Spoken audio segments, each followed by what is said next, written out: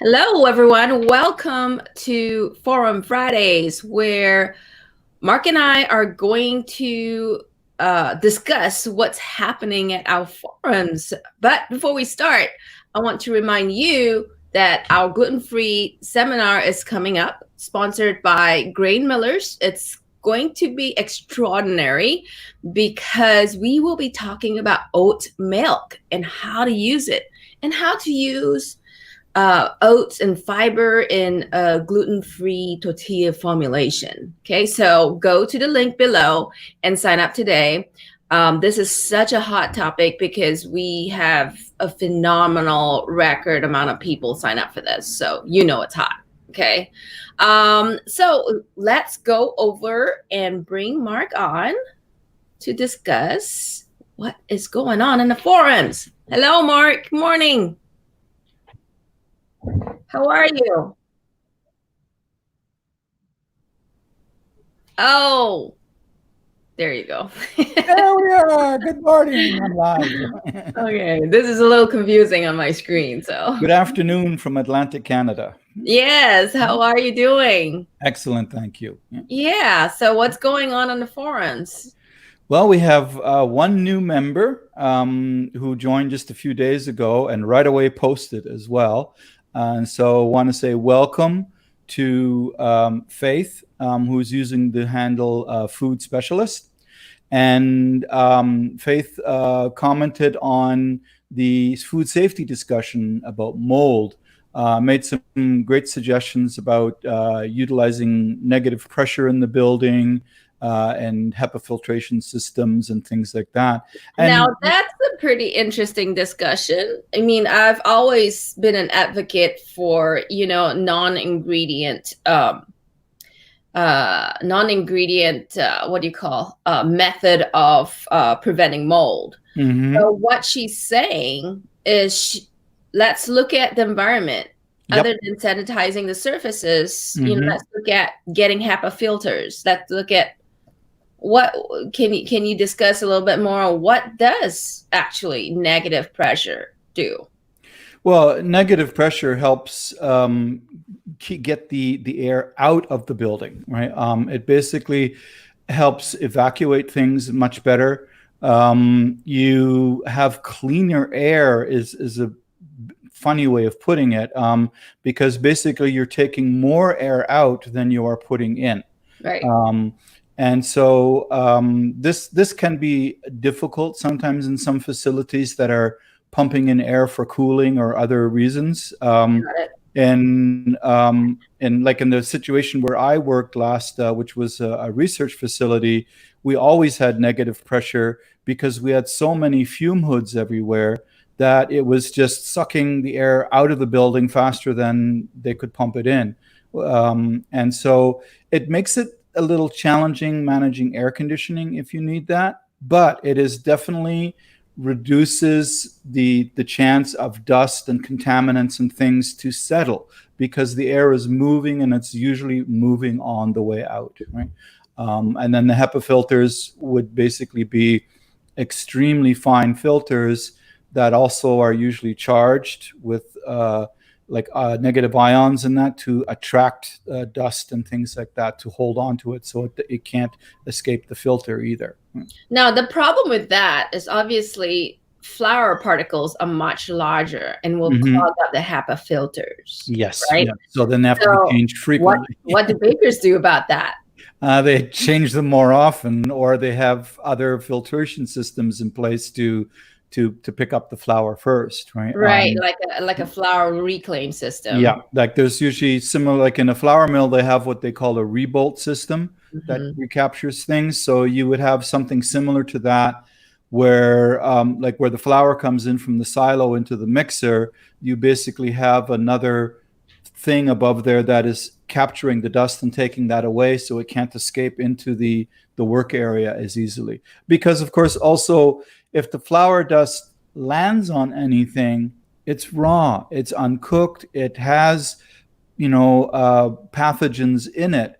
And that's why usually the disclaimer on a C of A of flour is that, processing reaches kill steps that would negate any pathogen growth, right? So, and then lately in the US, we've heard of the trend of eating raw cookie dough. So a lot of companies have had to come up with ways to treat their flour without harming the starches and the proteins to reduce E. coli, which is very common in flour. Well, that's why they have heat-treated flour, right? Yes, they're supposed to use heat-treated flour and not raw flour for that. Yeah, they're using heat-treated flour mostly for if it's specifically for edible cookie dough, you just use heat-treated flour because it doesn't matter whether you harm the proteins that way because you're not going to bake it, right? But yeah, there's a lot of work being done in that area. There's ConAgra has a specialized process for heat treating that is using steam in a way. And then there's also work being done on UV and on what's it called? It's in the atmosphere. Ozone, right? Using ozone to work. So the ozone has not been as effective. So they're looking at other ways to try to blast it with ozone because it will kill bacteria. But trying to do it effectively on wheat flours has been the challenge, right? That's true. She also introduced something else. What did she say about the packaging area? I remember. Yes, it was to make sure that all the packaging was clean. And let me see, where was the other comments on that? And something about irradiated or UV. Oh yeah, using modified atmosphere packaging. Right? Okay, that would work too. Yeah, so that's where you inject nitrogen gas into the packaging and evacuate all the air, so that there is no oxygen for the bacteria to grow. But that particular packaging solution is pretty expensive, isn't it? Yes, yeah, it's usually for really super long shelf life things, like for things that are pizza crust. Shelf stable pizza crust. Shelf stable, like things that are more than 6 months to a year, and other things are the foils, the barriers, and that is probably also what they were talking about. There's different types of foil packaging that, as much as plastic looks like it's going to be airtight, it usually isn't. It has very tiny micro perforations that are big enough for bacteria or oxygen to get in, and we always forget about how corrosive oxygen is because we just simply breathe it all around us. But when something sits and stands for a while, just being exposed to the natural environment, the oxygen in the air can corrode certain materials, right? And so then it can just work its way in, right? So that's been an interesting ongoing conversation. And the other thing was to welcome Faith and to encourage everyone, drop by the forum segment, the topic where you can introduce yourself. Let us know where you're from. It's interesting to see the people from all over the world that we are communicating with, and sometimes it's also helpful for us to know in terms of time zone to what the delays are in communication back and forth, right? Because when we're sitting here and I'm in Atlantic Canada and you're on the Pacific coast, and then some of the people, one of the gentlemen, Khaled, I think it is in Syria. So being aware of that time difference, for me, it's only a 7-hour difference. For you, it's 11, right? So it's. Why isn't she responding to me yet? That helps us with that, and it's just a nice way to get to know everyone too, right?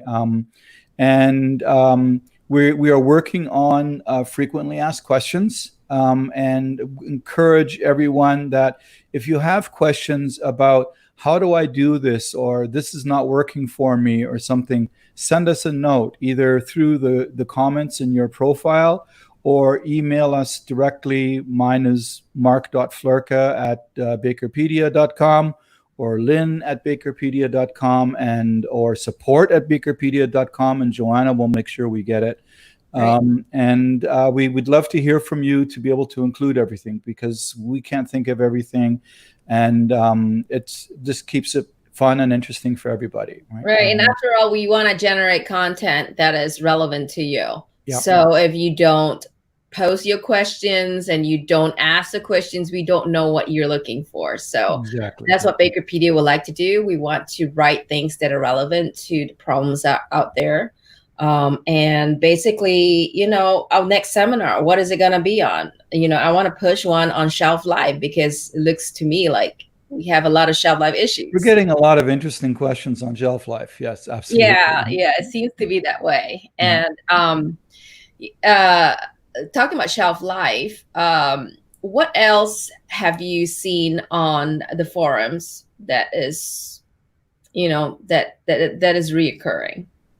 Well, one is a conversation that is continuing at the moment, is if anybody out there has more information, is if there is an S curve, like the thermal profiling curve that we have for breads, is there something like that for cakes?